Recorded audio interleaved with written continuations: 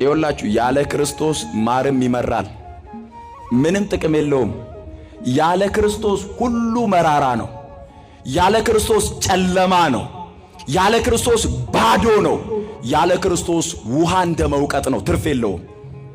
ሕይወት የሚጣፍጠው ኑሮ የሚጣፍጠው በስጋም በነፍስም በረከት የሚገኘው በስጋም በነፍስም እረፍት የሚገኘው ከሞት በኋላ በእግዚአብሔር መንግሥት ለዘላለም ሕይወት የሚገኘው በክርስቶስ ነው። ስለዚህ ከክርስቶስ እንዳንለይ፣ ከዚህ እቅፍ እንዳንወጣ፣ ከዚህ በረከት እንዳንወጣ፣ ከዚህ ፍቅር እንዳንወጣ ነው ልንተጋ የሚገባው።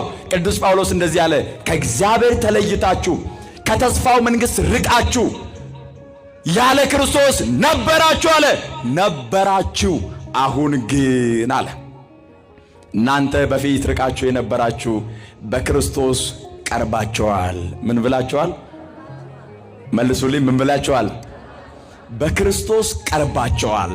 እርሱ ሁለቱን ያዋሃደ በአዋጅ የተነገሩትን የትእዛዛትን ሕግ ሽሮ በመካከል የነበረውን ግድግዳ በደሙ አፍርሶ ከሁለታቸው ከሕዝብና ከአሕዛብ በደሙ አንድ አዲስ ሰው ክርስቲያን ያደረገን እርሱ ነው። ስለዚህ ይህ ብርሃን፣ ይህ ጥበብ፣ ይህ አምላክ፣ ይህ መድኃኒት ወደኛ መጣ።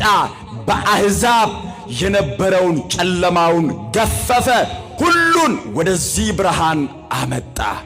ሁሉን የሚገልጥ ብርሃን ነው አለ። ሁሉን የሚገልጥ ብርሃን ነው።